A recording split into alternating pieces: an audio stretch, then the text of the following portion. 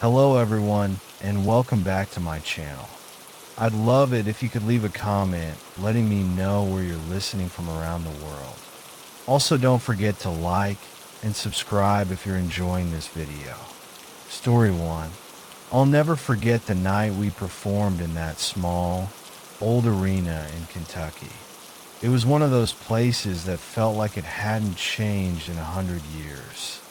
You could smell the dust in the air, mingling with the faint tang of sweat and grease paint.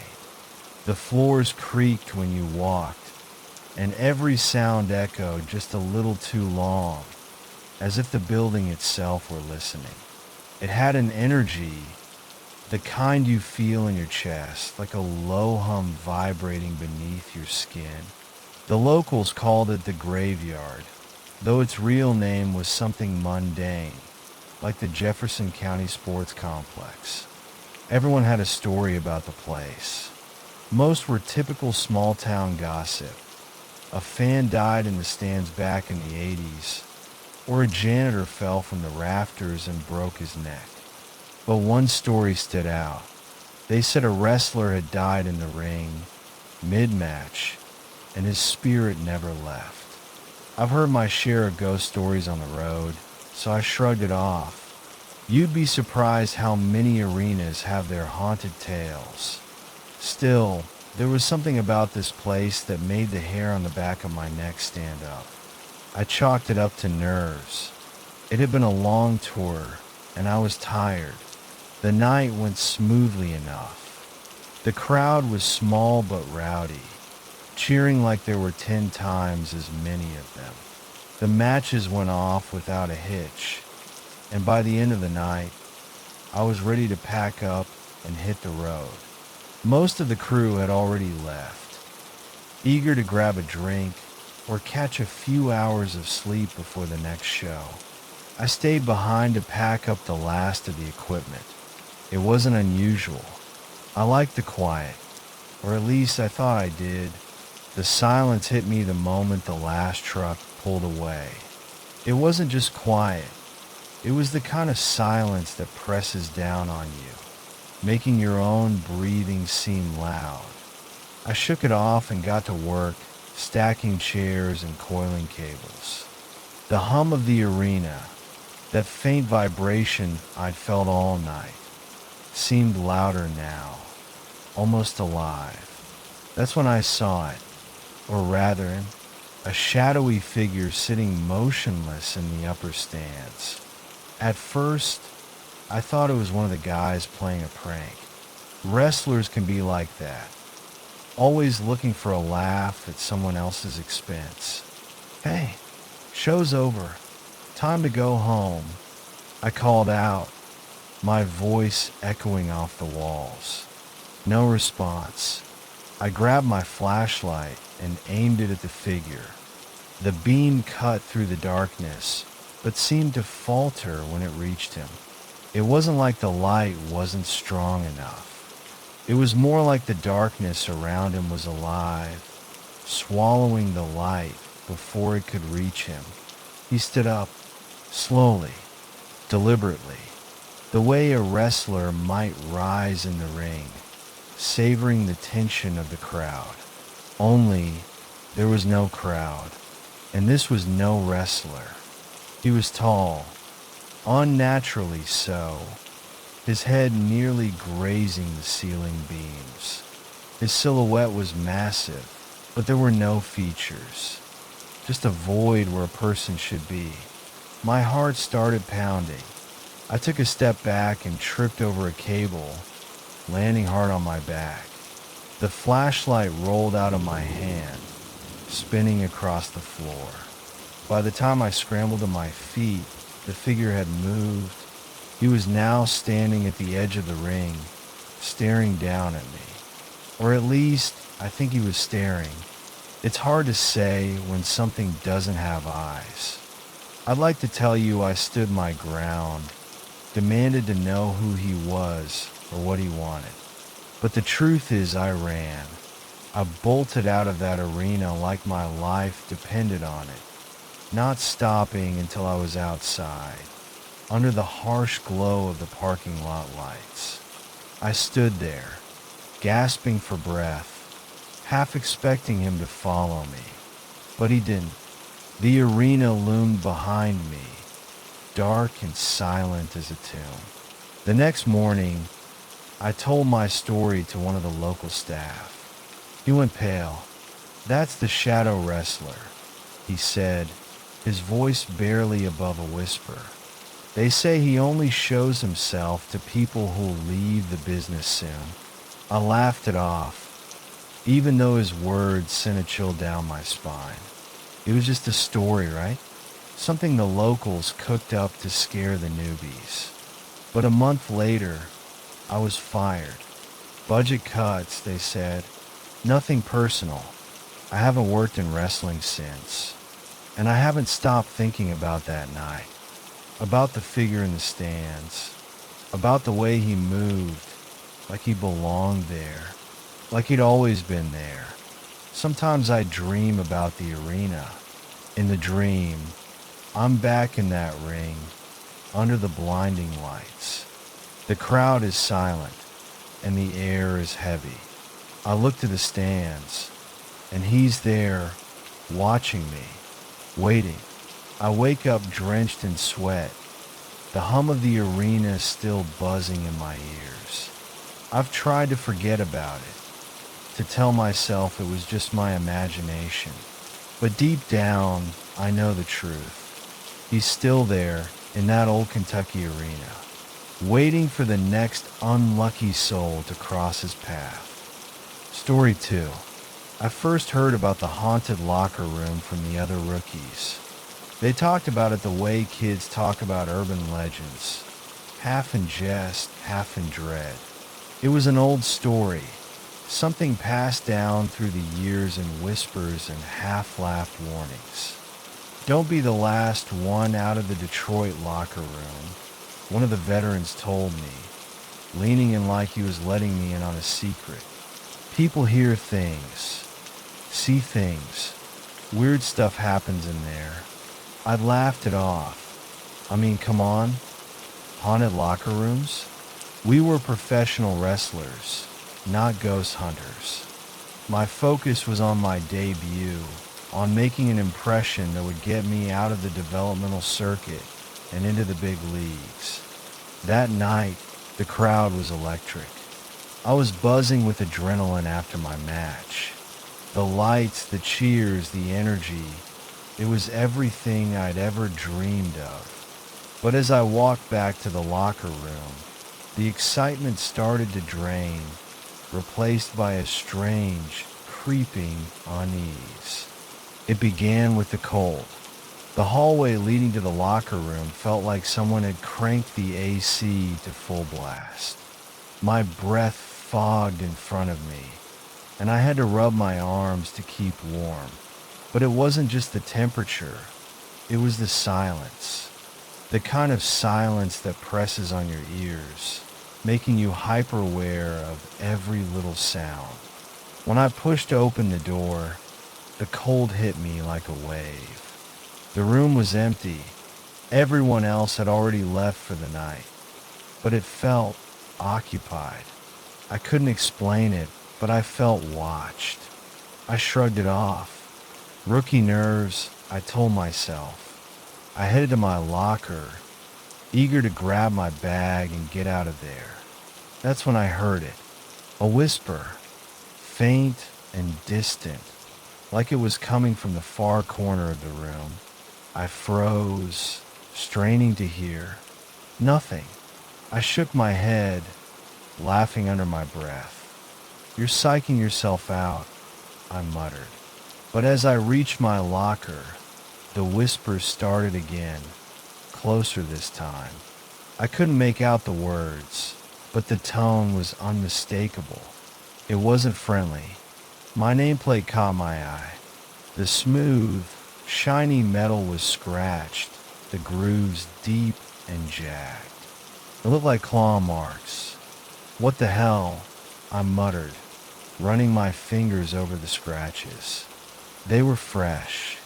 I hesitated before opening the locker. half expecting something to jump out.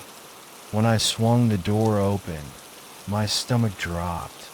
Inside was an old wrestling mask. It was filthy, the fabric torn and frayed, and it reeked of mildew and sweat. Propped up against it was a folded piece of paper. With trembling hands, I unfolded the note. The handwriting was jagged, like it had been scratched out in a hurry. "You're next." My heart pounded as I spun around, expecting to find someone standing behind me. But the room was empty. That's when the door slammed shut. I jumped, the echo reverberating through the room. The lights flickered, casting shadows that danced across the walls. My breath came in short gasps as I backed away from the locker. And then I heard them, heavy footsteps. They started on the far side of the room, slow and deliberate, moving in a circle around me. My head snapped from side to side, but no one was there. The footsteps grew louder, faster, until they were pounding like a drumbeat. The air grew heavy, pressing down on my chest. I couldn't breathe. My legs felt like lead, but I forced myself to move, stumbling toward the door. The lights went out completely.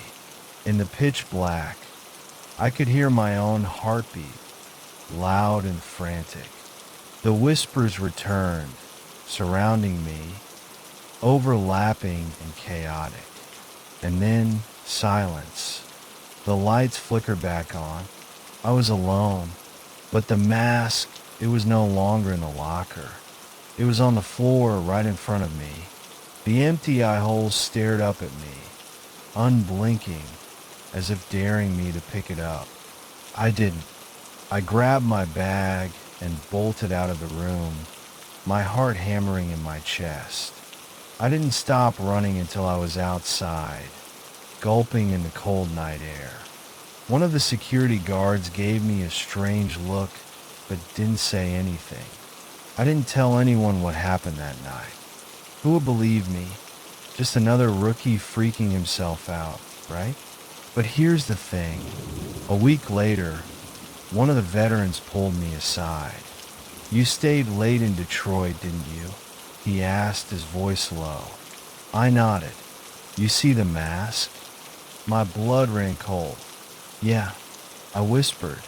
He sighed a weary, knowing sound. "You're lucky. Some people don't make it out of that room." I never asked him what he meant. I didn't want to know. All I know is this. I never set foot in that locker room again. And I never will. Story 3. I've seen a lot in my years with WWE.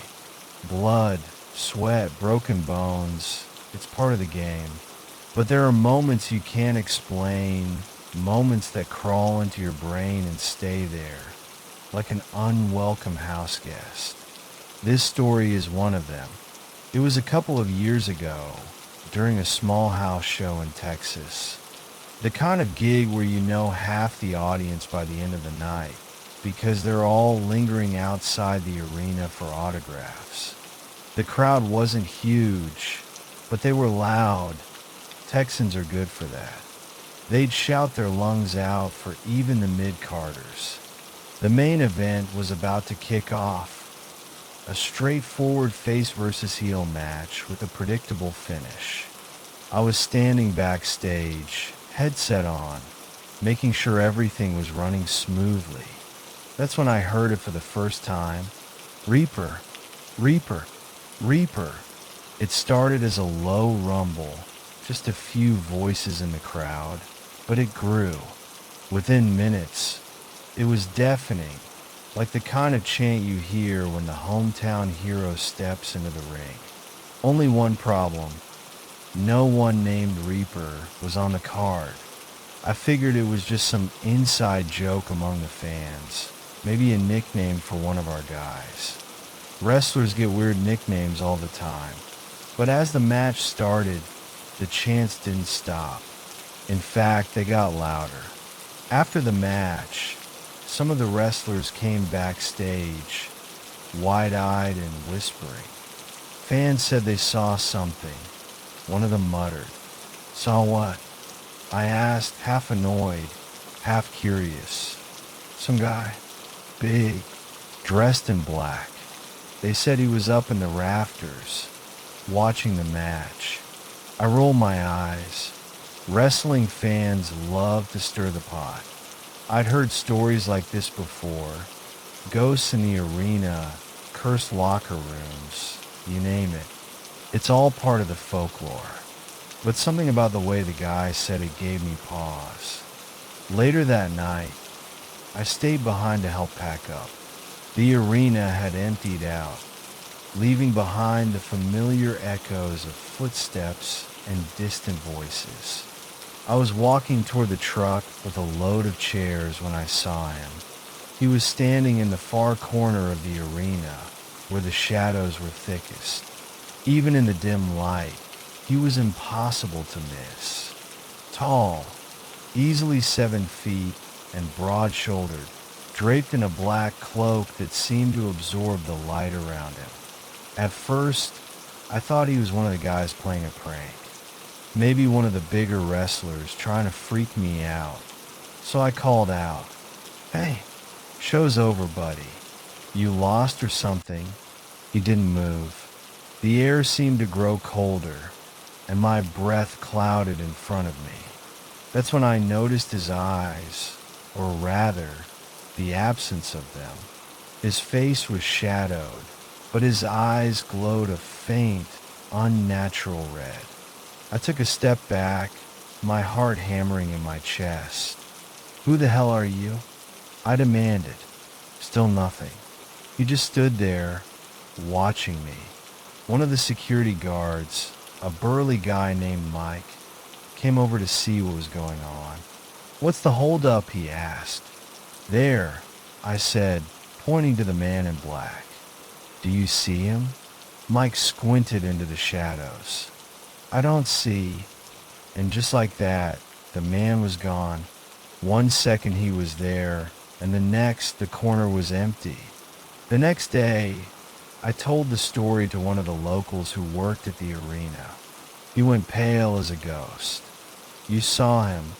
he asked, his voice barely above a whisper. "Saw who?" "The Reaper wrestler," he said. "He's been haunting this place for years." According to the legend, the Reaper was a local star back in the 80s, a rising talent who was on his way to a big match that could have launched his career. But he never made it. His car flipped on a rainy highway just a few miles from the arena. They say he died instantly, still clutching his gear bag. Since then, people have reported seeing him, always in the same arena, always watching. Some say he's waiting for the match he never got to wrestle. Others think he's angry, looking for someone to take his place in death. I try to laugh it off, but the memory of those glowing red eyes stuck with me. Months later, we were back in Texas for another show. I was on edge the whole night, half expecting to see him again, and I wasn't the only one. During the main event, the crowd started chanting his name again. "Reaper, Reaper, Reaper." This time, even the wrestlers noticed. One of them swore he saw a shadow move across the rafters during his match. Another claimed he heard footsteps behind him in an empty hallway. After the show, I stuck around to see if he'd appear again.